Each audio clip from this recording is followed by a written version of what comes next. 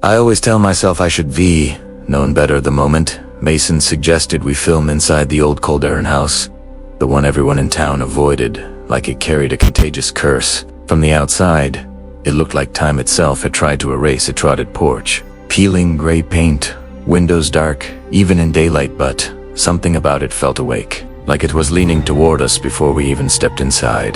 The night was warm, but the air around the property was unnaturally cold, and the silence felt too heavy, like the house was muffling the rest of the world. Mason was excited, talking about how a real paranormal investigation might finally blow up our channel, but I could see something different in his eyes. Something uneasy, like the house was pulling at a memory he didn't want to have.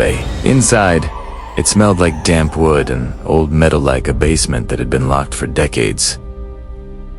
The shadows stretched just a little too far across the walls, clinging to corners even though our flashlights hit them directly. Every step we took echoed strangely, not in a normal way, but like the sound was traveling through the house instead of across the floors.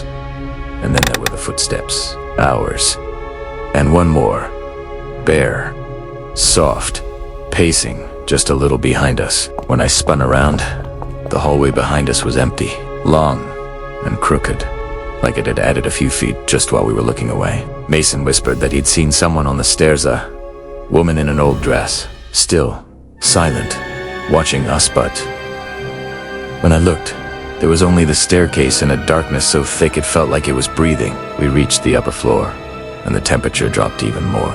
My breath fogged in front of me, and Mason's flashlight flickered like it was reacting to something alive in the air. The smallest bedroom was the worst. Locals called it the crying room.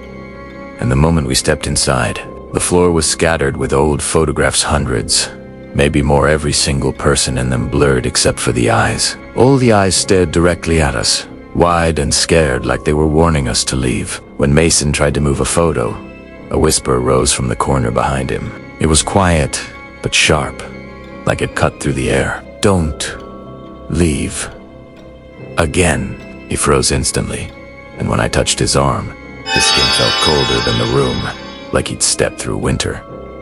The house began to shift around us. At first, it was subtle, the floorboards groaning beneath us, the wallpaper fluttering as if brushed by invisible hands, but then it felt intentional, like the house was choosing where we were allowed to go. We tried to head back to the stairs, but they were gone, replaced by a wall of warped wood and dark stains. Soft breathing came from behind it, steady.com, almost waiting for us. Mason panicked and ran down the hall, and I watched the wooden floor buckle like something underneath was crawling after him. He reached the attic door, and before he could touch it, it swung open on its own, revealing pitch-black emptiness.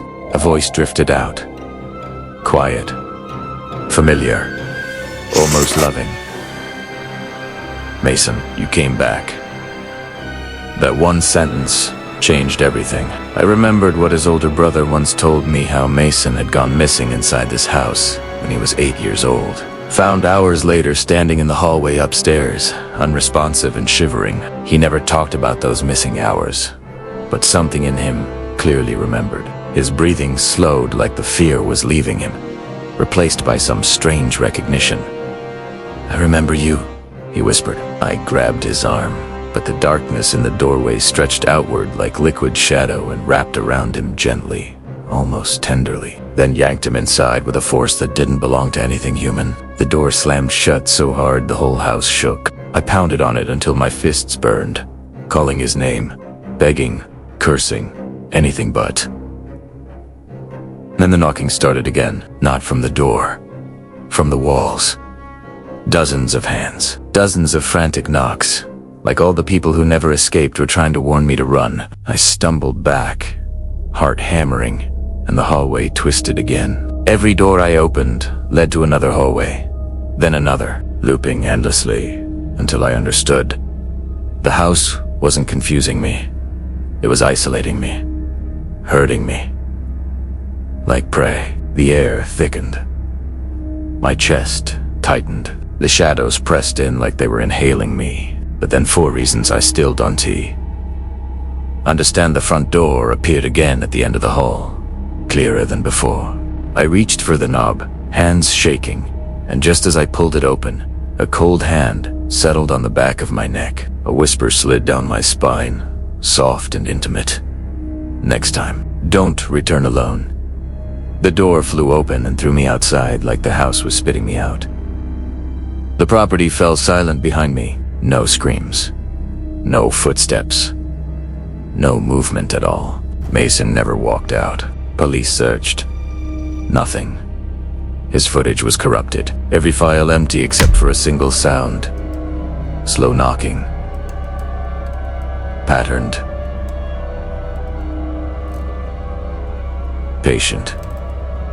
And now, every night, in my own house, inside my own walls, I hear the same knocking, soft, steady, familiar, reminding me that the Calderon house didn't release me out of mercy. It released me on purpose, because it wants me to come back. And this time, it won't let me leave alone.